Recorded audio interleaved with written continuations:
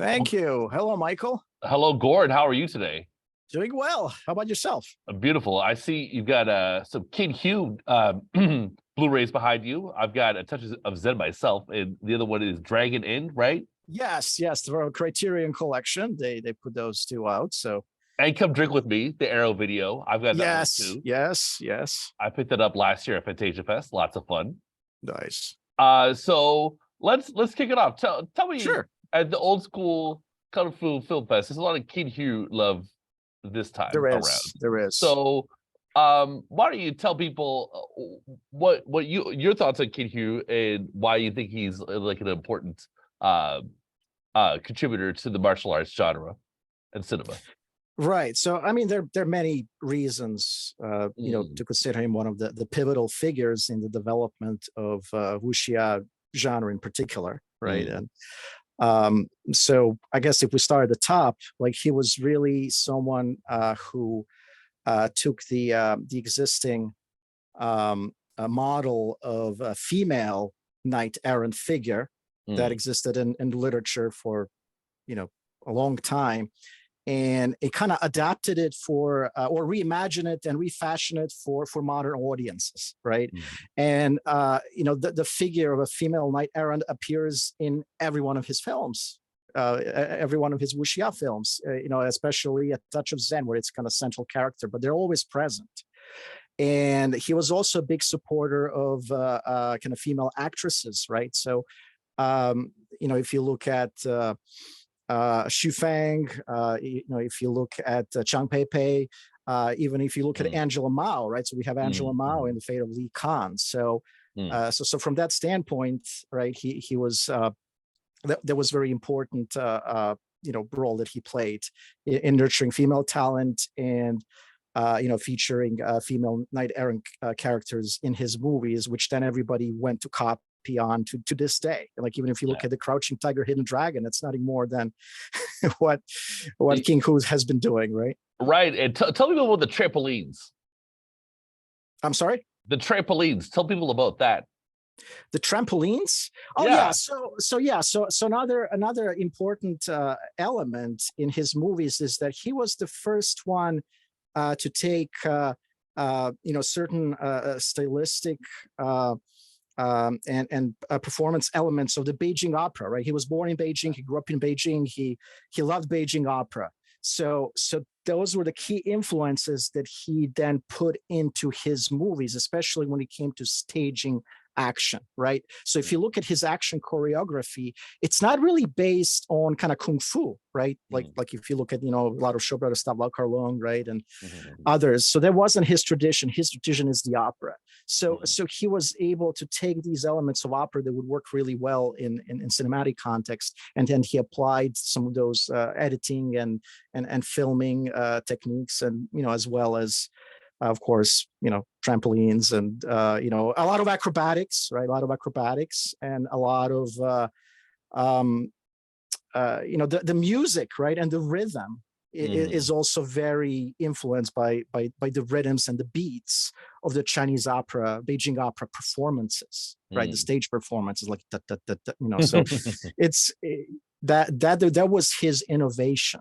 And no one else has done that before him. So, and I think that's especially, evident in, I think I would say Dragon Inn was like really, that's kind of coming together, that Beijing opera influences and then refining it in A Touch of Zen, right? So, and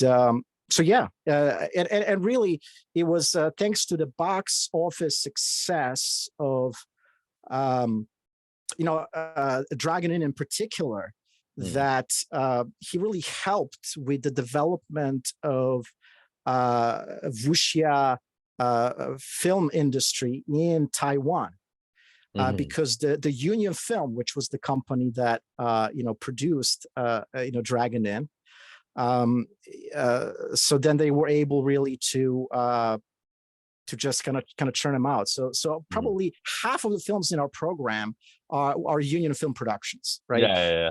And King Hu really kind of served as a production chief for Union Film in Taiwan, and he kind of set the house style. So a lot of those other films that we have in the lineup are, also set in kind of maybe Ming dynasty time period because that was his kind of favorite time period. And so you see a lot of influences, like even like the Swordsman War Swordsman, which is Joseph Kuo's take on wuxia, is also heavily influenced by King Hu, right? So yeah, yeah.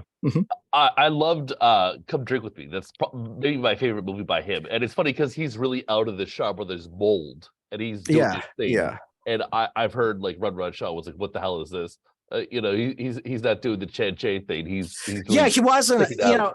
So he wasn't really King Hu wasn't really happy with his experience making Come Drink with Shaw Brothers, and that's what prompted him to go to Taiwan.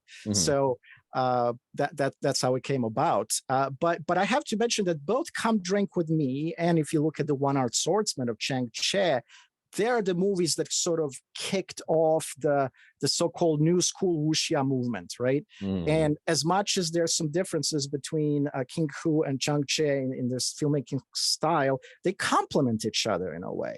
Because Chang Che kind of tends to be more kind of masculine. He's really refashioning the male knight-errant figure for the modern audiences, which is what King Hu then did for the female knight-errant version, right? So they sort of go together in a way. Interesting. I've never thought of that before. I really enjoyed the documentary too, The Kid of Wuxia. It was very long. It is. It's 2 parts though. I don't know if you guys are at the festival screening it all at once. There will be an intermission. It's, it's just you buy one ticket, but there's going to be an intermission, obviously. Between I think I had to take a little intermission myself. It's a lot. But I loved the caliber of the people interviewed. I mean, hearing John Woo talk is always cool. And Sammo Hung is in it, and a lot of his very close collaborators. Even I was very interested to hear about that Hollywood movie he was going to make from the producer. That was all. It's all very fascinating. I'm saying John Woo was the coolest in that documentary. Who were you excited to see whenever they came on screen to talk?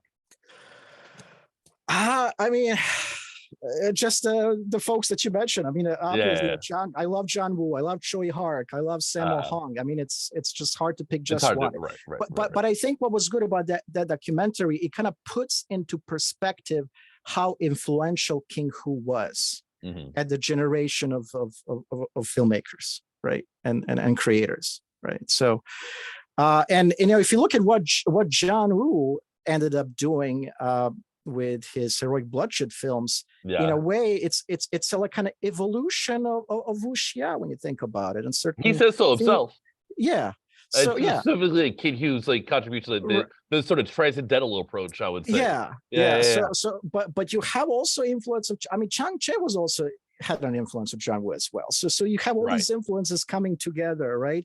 Because so John Woo doesn't really have he's not concerned so much with a strong female protagonist, right? It's about the brotherhood. It's about man. So that's the strain of Chang Che a little bit, right? But so nothing happens in a vacuum, right? Everything is kind of evolution and all these influences coming together. And I mean that's just I think it's great to see. I don't know if it's it might be a little bit tough for people to kind of, if they've never seen a King Hu movie or not familiar with anybody in the documentary, to sit through it, right? It's maybe more for more hardcore audience for sure, right? For the for people who are versed in the genre and have an appreciation for these films, and it really just adds another dimension to their understanding and appreciation of the work, right? So I agree. You had to have seen and liked at least one of his movies, to watch this documentary. Okay, exactly. So I really appreciate your time. Thanks for chilling out with me, talking about Kid Hu for a little bit. It's a lot of fun.